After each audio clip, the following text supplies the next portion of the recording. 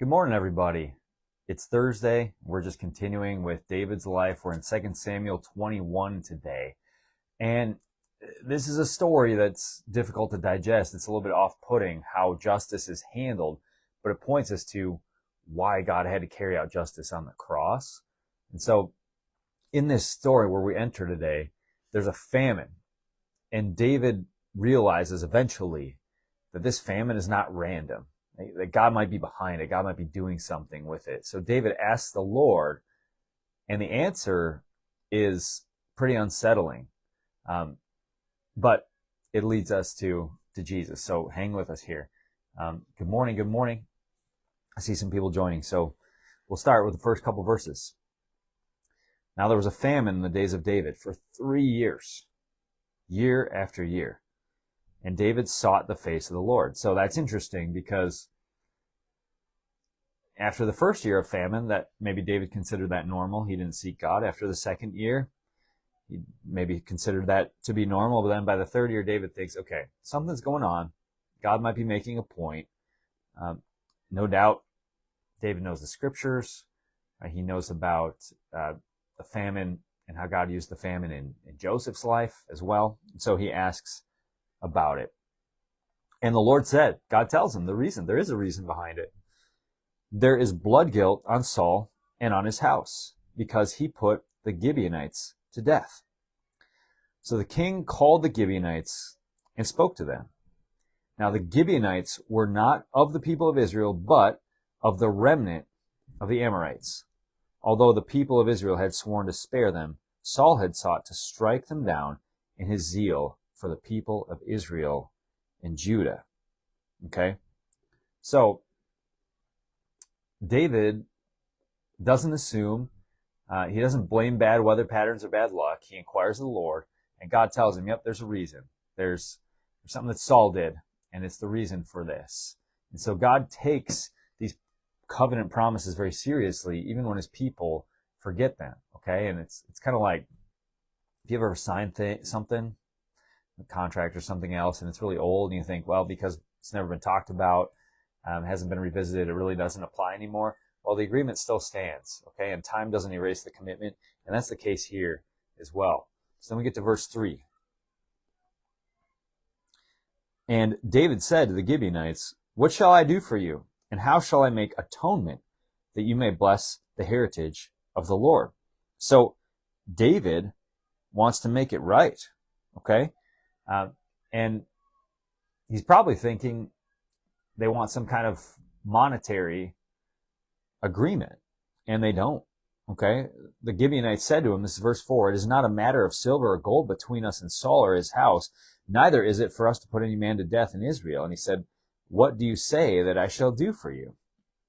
They said to the king, the man who consumed us and planned to destroy us, which is Saul, so that we should have no place in all the territory of Israel, let 7 of his sons be given to us, so that we may hang them before the Lord at Gibeah of Saul, the chosen of the Lord. And the king said, I will give them. Ooh. So they want 7 of Saul's descendants to hang them. And what do they essentially want? They want the wrong to be acknowledged. They want the wrong to finally be acknowledged. So this unchecked sin carries consequences that reach further than we expect. Okay, so it's kind of like if you have a problem with your house and you think, well, I can get by with this for a while, and it gets worse. Okay, personally, with my vehicle, probably a month ago now, I noticed that my side of the car was not getting warm. The other side of the car gets warm. It gets warm air. My side does not. Okay, and that's usually more of a simple repair from what I've heard. But I thought, you know what? I can wait because the weather is warming up. And then a couple weeks ago, it was just frigid and I was shivering and I have a blanket over me in the car just to kind of get through the car ride. It got worse because I didn't address it, right?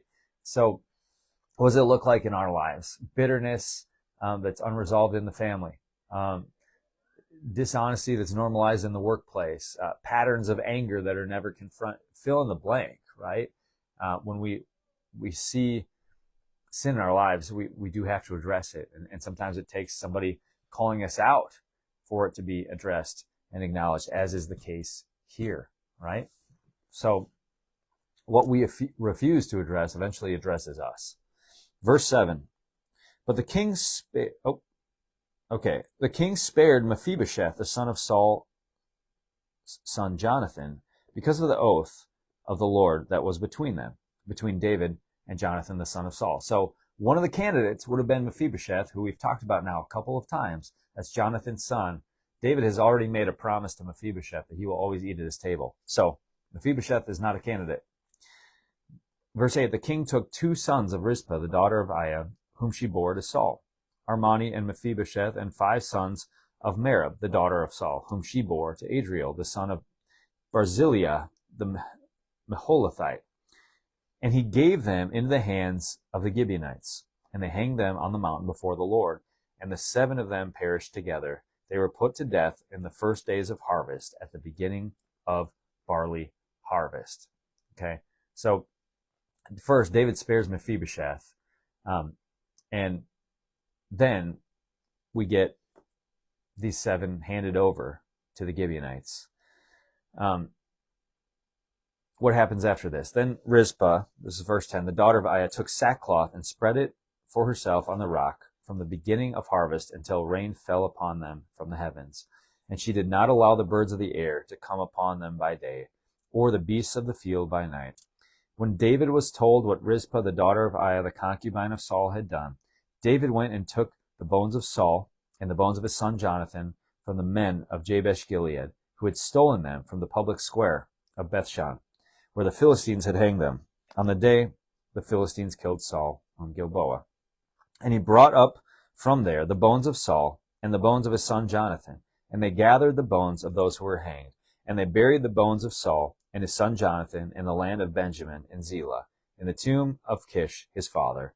And they did all that the king commanded. And after that, God responded to the plea for the land. So after all of this, the famine is cut off. Now, some of you might be thinking, it's kind of a sick story, right?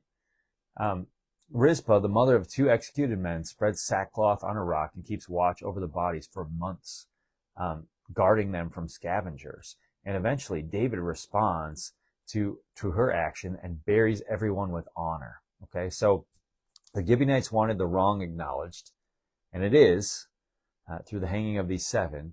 But then in the end, David gathers the remnant of Saul and of Jonathan, and then these 7 sons, and he honors them all together. Okay, and so love is present, and sometimes that presence changes the story. That's what Rizpah did. So this story may be unsettling. It is. But what it tells us is there is atonement necessary for sin. Anytime we sin, someone has to pay the price. Okay, and if we pay the price is death. We can see that here. Okay? This is a very stark illustration of that. Remember, the Old Testament consistently points the way to a need for atonement. And so, with this example, the atonement leaves people broken, right? It leaves Rizpah broken. Now, there's a little bit of reconciliation at the end, but these lives are lost, right? And so there's brokenness that remains. And it shows us again and again in the Old Testament that we can't atone for it. In Jesus' atonement for us, which also happened on a hill, like these men were hanged, it leaves the heart of the Father broken, the heart of God the Father broken, and of course, Jesus, his mother, his disciples, his friends. But